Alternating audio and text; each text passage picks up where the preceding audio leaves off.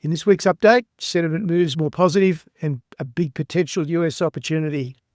What it takes to be a consistently successful investor and gold on the rebound. My name's Garry Davis. I'm an authorised representative of Primary Securities, and the information is of a general nature only. Let's start with the US market status, and just as an aside for those that are really focused only on Australia and perhaps wonder why the big emphasis on America, well, we've really got to start there, because if you're not looking at America and understanding the trends, then you really don't have much idea about where to in Australia. So it's very important. All right, the big triggers for the week in the US. The Fed was unchanged in a couple of respects. First of all, the Fed chairman is still there, so he was unchanged. And also, they didn't make any change to the interest rate situation. But the Fed did express concerns around the potential for stagflation. The markets just seem to ignore that, which is a little surprising. But anyway, that's where we are. There is a trade deal potentially with the UK, but you can never trust anything that comes out of the White House these days. But look, this could be the start of something really quite significantly positive for the market, because if they get a couple of trade deals away with, say, the UK and Japan, for example, then it means that expectation will shift to then being a whole succession of trade deals being done. And the market will certainly take that well. So it's by no means certain, but there's no underselling it. It's potentially a really big deal. And there's also talks starting with China. I think they'll reach an accommodation for both America and China's sake. It'll probably be protracted and neither side will want to be seen as giving in too much, but they'll get there in the end. Bitcoin was another huge mover, smashed back above 100,000 again. And whilst you may not be involved in Bitcoin and never plan to be involved in Bitcoin, what that move says, as we'll see from the chart when we get there, what that move says is that risk-on attitude is returning big time. Otherwise, Bitcoin wouldn't be doing what it's doing. So that's the message for all investors, whether you're involved in Bitcoin or not. It's risk-on is back. There's been a massive change in the leadership of the market since 2024. And if you look at almost any year from one year to the next, the leadership is almost never the same. And certainly into 2025, that is the case. And the Magnificent Seven have gone from being the leaders to uniform laggards. All seven of them are significantly down, and they're down by far more than the RSP, which is the equal weight S&P. So you've got to use the RSP, not the S&P, because you don't want that impact of that very large market cap.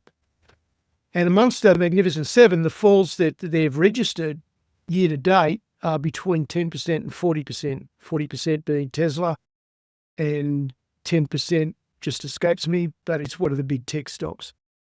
So they're very significant falls at any time. And when they're significantly more than the RSP, then that tells you that market leadership has changed quite dramatically. Now, the multiples, of course, with such falls have come down because earnings are still pretty good amongst the Magnificent Seven, certainly not Tesla. But amongst the others, the earnings reports amongst Microsoft and Amazon and Meta have been really good. So that has brought the PE multiples down significantly, but the market is still focused on the fact that there is so many uncertainties.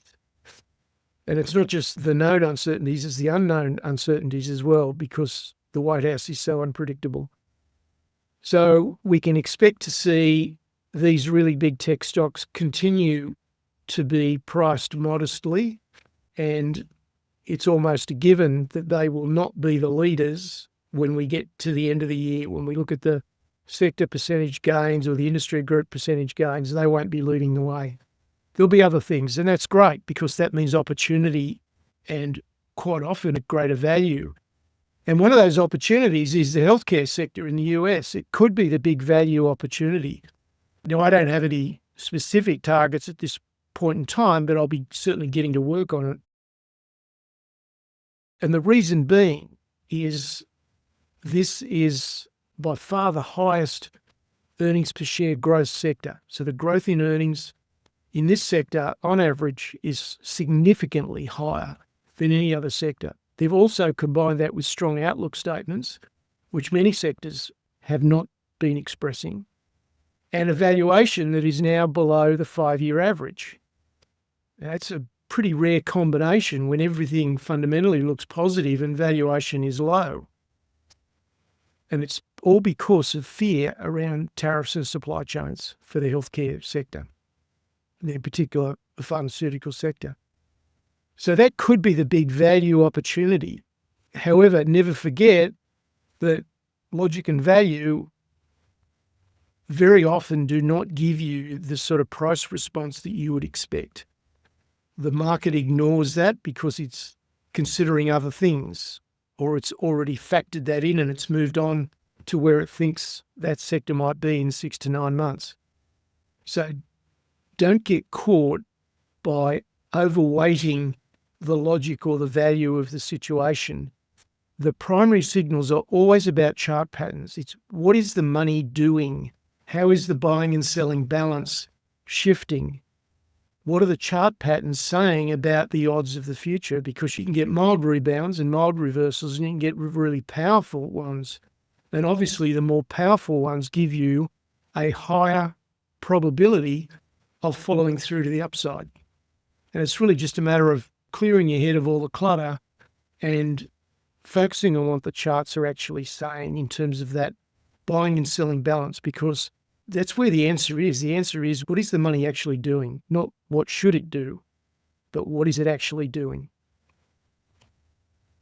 The US earnings, it's about 3/4 the way through, and it's looking surprisingly good. I think many analysts have been surprised by how well the US earnings season has gone so far. It's the second quarter of double-digit growth in earnings, and that's come in at a blended average of 12.8%. These are really robust numbers and not what you would think if you are relying on logic, as I talk about every week. 75% of the S&P 500 stocks have beaten expectations. That's about normal, but one would have thought, given everything that's gone on with tariffs, that that beat rate would be lower than normal. It's about normal, so that is actually a win. However, the outlook statements, there are many outlook statements that are pretty soft, and that's certainly applied to some of the Magnificent Seven stocks. In fact, they've just been straight out withdrawn. Companies are so uncertain, so nervous about the future that they've just withdrawn outlook statements. It's highly likely. So again, all we've got in investing is probabilities. We never have guarantees. We never have certainties. We just have probabilities, and that's all that we can work with. So you've got to expect that downward revisions are highly likely to come. But some of that has already been priced in. So we may continue through FY25 with more surprises to the upside because the market has taken an unnecessarily negative stance. Now, AI demand remains very powerful. There's just no question about that. There are more than enough strong results coming through. So we know that the Mag 7 are lagging, but that's fine. We don't have to own them. More than enough strong results in small to mid-cap stocks, which in America are still pretty substantial companies. They're coming through, and they're complemented by some unexpectedly robust outlooks. Some of the stocks that I own personally, and we own within specialist share education, have been putting out some unexpectedly robust outlooks, and some of the price responses have been very pleasing. And we're talking 10 to 15% gap up on the earnings announcement. So there are still many positive gems to be found in the US and also in Australia. So these are the stocks we want. We want the stocks that the market has not been expecting much of or much from, and they've been discounting the price as a result. And there's plenty of them. There's more than enough to fill anyone's portfolio. I just want to touch on what makes an investor consistently successful. And this is really just another way of stating what I've been saying pretty much every week for years and years. Successful investors and consistently successful investors, we all can have a period of success that's temporary because we just get a bit lucky. But consistently successful investors do the basics really well. They prepare well to gain clarity. They're very clear about what they're doing, the sort of stocks that are their targets, and the composition of their portfolio that they would like to work towards. The second thing is they have a very simple daily organised process, so they don't miss things. Everything is viewed in a hierarchy of thought. And then that's all backed up by just some good solid discipline. Don't get off the track. Don't get attracted by the next bright shiny object. Just put your head down and do the simple basics well. They import the skills that they don't have. No one in the market has all the skills and all the answers. It's not possible. So import the skills that you don't have. Be prepared to pay for those skills to complement what you have. Successful investors lose their ego. They check their ego at the door, and they're willing to rapidly shift their opinion. If you want to be right in the market, then that's fine, but you're probably going to lose money. That's the reality. And really, really important, and I talk about this a huge lot with the memberships, and that is we do things to protect our psychology. There are many things that we can do to make life easier for ourselves and easier for our psychology, and we do that consistently. Successful investors acknowledge what they see. So last week I talked about the process that I use, and that is effectively I'm an observer. Importantly, though, I acknowledge what I observe and then I respond, and I respond decisively on it. And it's often that acknowledgement step that brings investors unstuck. They can see what's going on, but their brain just doesn't allow them to acknowledge it and act on it. So if you look at that list, what is screamingly obvious is that this is so heavily a mental game. Yes, you need a process of research to get yourself in the right fishing pond. Yes, you need viable targets that have got a high probability of going up, and we find those very regularly with founder-led businesses. So they're the givens, but this is so much a mental game. This is the hard part. This is the part that distinguishes between successful investors and everyone else. And that leads me fairly nicely into this really important statement, is that it's just far easier to lose money in the market than it is to make money. And so you need all the best advice that you can get before you embark on this activity. Now, American stocks, the scoreboard says that the S&P was down 0.5% for the week, a little bit of late selling. In the US on Friday night, the NASDAQ was almost square, down by just a tick. IWM was up by a little bit, and the equal weight S&P was up by 0.4. So the S&P, with the influence of the Mag 7 stocks, was down 0.5%. The equal weight was up roughly 0.5%. And good stocks, in inverted commas, and what I mean by good stocks are the ones that have got really good earnings and revenue trends. They've got solid outlook statements. They've got business models that are really robust. They've got strong tailwinds for years or decades to come. And they're run by astute managers who are good capital allocators. So they're good stocks, and they continue to smash consensus expectations and provide really strong earnings outlooks as well. So just do that. Don't worry about this concept of a traditionally diversified portfolio. It's just an absolute head scratcher for me, as I talked about last week.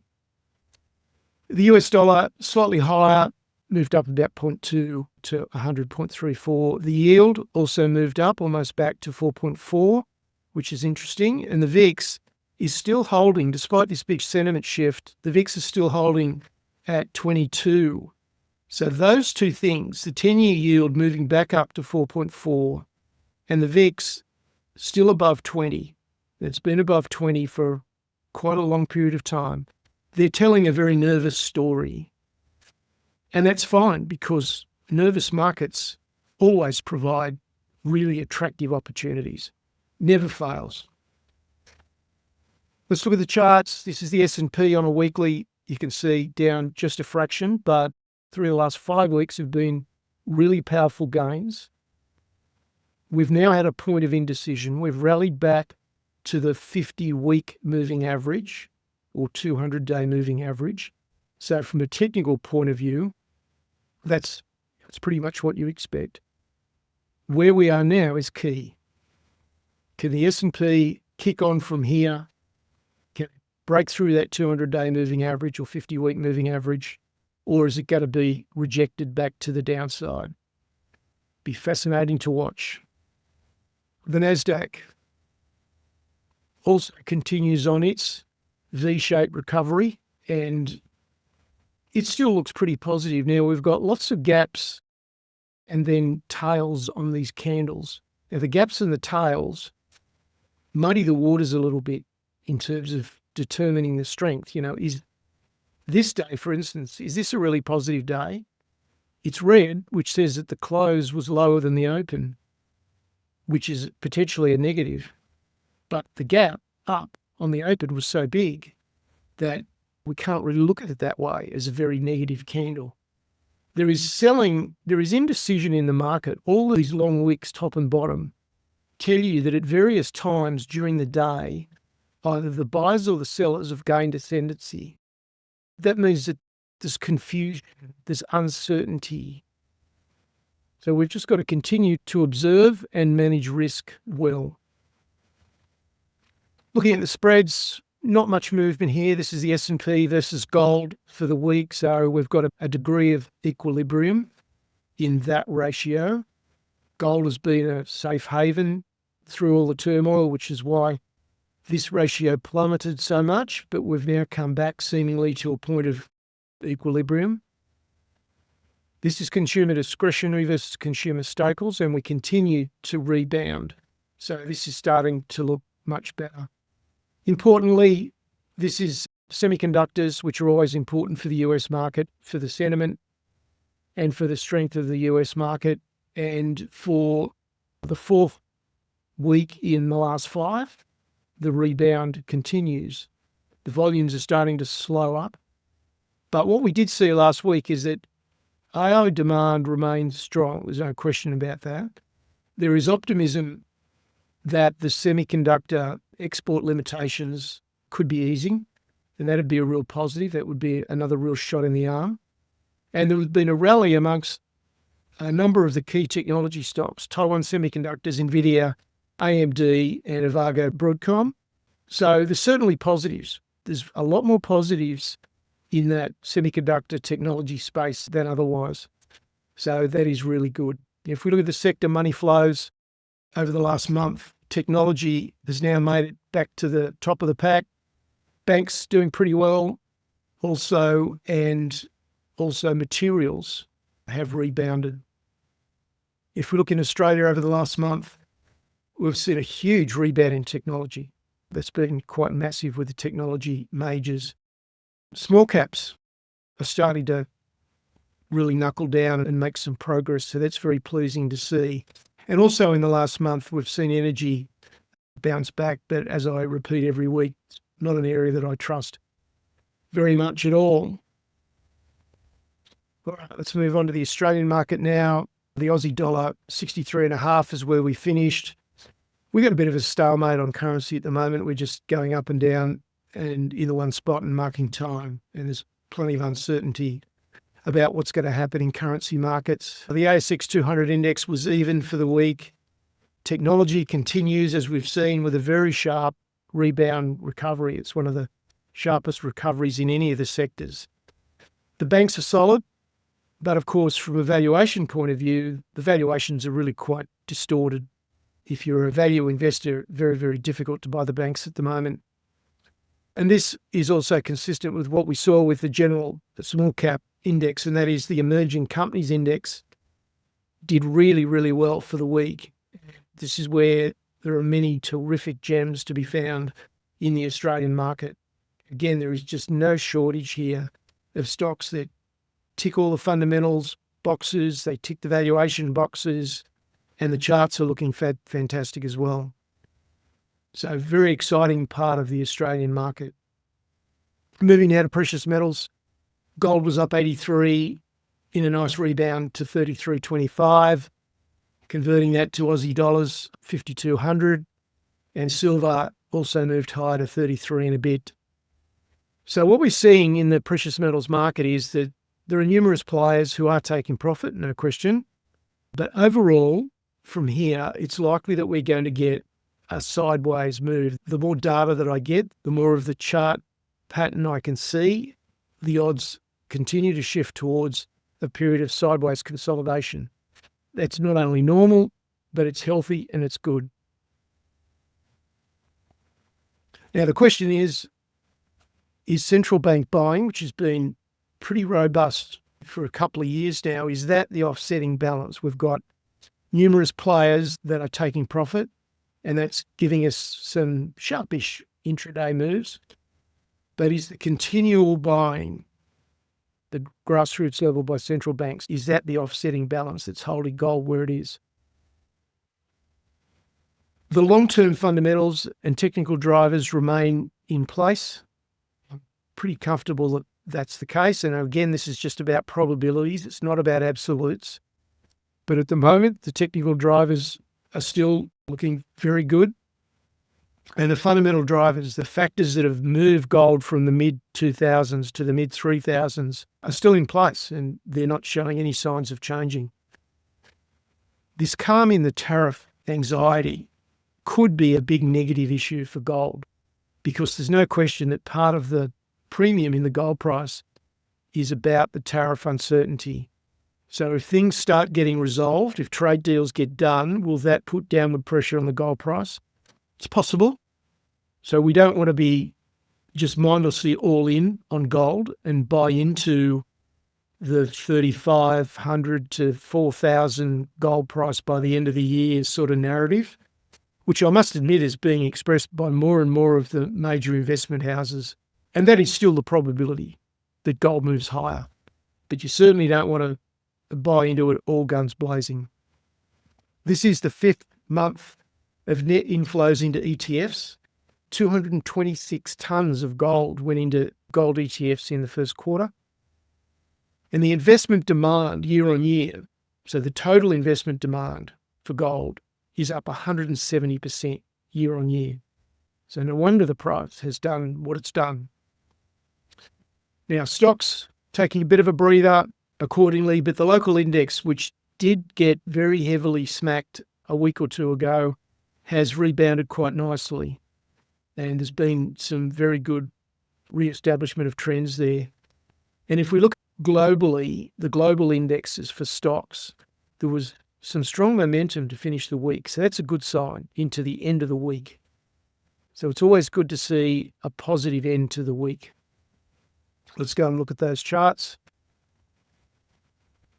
So we'll look at silver first. There's a silver chart on a weekly basis. So we're holding up there pretty well, and we're not far off the 34.5 recent highs. You've got to go back a long, long way. You've got to go all the way back to 2011 to see highs beyond that, those peaks that occurred in 2011. This is gold on a daily chart in US dollars. So not a bad finish for the week. And in Australian dollars on a daily chart, that's how we look. So just consolidating there. And this is a chart of Bitcoin. So Bitcoin, you can see that this is a meteoric rebound from down around 75,000, and we finished the week at 103,000. So very powerful rebound, and a very powerful statement made by the fact that it just burst straight through the 100,000 barrier in a single session. There was no pause, just went straight through. So we're having a crack now at a triple top, and this is such a powerful move that I won't be at all surprised to see this break out. Just purely, that's not a statement about any thoughts I've got on Bitcoin fundamentally, because frankly, it's not my field of expertise. So I'm just looking at the charts and what the charts are telling me. And given the power behind this move, the fact there was no retracement, there's no retracement here, no retracement here. And in between was a couple of very, very powerful moves on big volumes. Suggests to me that the odds have improved quite sharply to this breaking out above 108,000. So that's very positive. So this is a real classic reversal signal from the mid-70,000s, making a third assault, raised the odds of a breakout. So talked about all that. Now, just a reminder from the last time I showed this, which was quite a few weeks ago. I don't think I've really focused much on Bitcoin of late, but I thought it was a reminder of things that I said when Bitcoin was plummeting. When the mob turns against any asset, you want to keep it simple, keep it gradual if you want to start buying into that plunge in Bitcoin. And it's turned out to be a really, really good thing because it's added more than 30%. I talked about using the cycles to advantage, thinking like a contrarian. The long-term outlook for Bitcoin remains extremely positive. So that sort of savage sell-off is quite often a really good opportunity. All right, other commodities, copper didn't do much, 461, nickel edged back above $7. And this is a little bit like uranium 5 or 6 years ago. The transition to clean energy and the transition to digitization can't continue long term. So I'm talking over the next 5 to 10 years. It can't continue at the pace that everybody wants and expects without vastly more copper production. It's just not going to work. And that's why this is such a head scratcher, why the price of copper is not able to sustain itself above $5, because really that is needed. That's what's needed to incentivize the long-term production to bring large-scale copper mines into production. It typically takes 15 to 20 years to do that. So they need to get on with it now, but there is just so much around mergers and acquisitions. That's just shifting the deck chairs. It's not increasing the overall, not at the rate that needs to happen. And it strikes me that this has shades of the uranium market back in 2019. And I have to admit that I was miles early in saying that uranium was an absolute no-brainer. And copper sort of feels the same to me. It just looks a no-brainer. Where is the massive greenfields investment that's needed? It looks good. It feels really good, but it's just not taking off as logic would dictate. And right there is the lesson again about not getting caught up in what the fundamentals would indicate. Crude, didn't slip. It rebounded a little bit back to 61. So we scrambled back to support. At this point in time, all we've seen is a normal retest pattern. So we've broken major support. We've rallied back to it, and that's normal. We're now at a critical juncture for crude oil. So that'll be critical for those who are bullish on the sector. And there's the price chart. We broke below 60. That was important. And until we can get back above, I would suggest 64, 65, then the jury is still out on crude oil. All right, wrapping it up, final thoughts. How to prosper in uncertain times. This is what I showed last week. I just think it remains very appropriate. I couldn't think of anything more appropriate to say. So I'll just zip through this quickly. Having a narrow focus on quality stocks, forget diversification. Narrow focus on quality stocks that are trading at a good price. And a good price means different things for different sectors. But for me, a good price means there is relatively limited downside and there is very substantial upside. To me, that's what a good price is. It's not a specific PE level, but it relates to the stock, it relates to the sector. So narrow your focus and just do that. There's more than enough stocks to do that. And you'll get some diversification within that, but your diversification will be only into stocks that are really good. And then I talked about, what is quality? Quality is an analytical process that ensures you're in the right fishing hole. It doesn't mean that you've analysed it to the nth degree. It just means that you're in the right fishing hole. Founder-led businesses help you get in the right fishing hole. They really do. Studies have shown that. Think contrarian at the extremes. Bitcoin, classic example recently. In fact, the general market, a classic. Portfolio analyst coming up this week. I'm regularly asked the question by non-members, where do you think the markets are going? And my answer is always the same. It's, I don't want to know. I don't want to think about it because it colours your thinking and that gets in your head and risks changing your response to the market. So I actively resist forming an opinion. It doesn't matter. Knowing where the markets are going doesn't really help you at all. It might feel good, but it doesn't help you at all because you'll probably have to change your mind because the market will do something unexpected.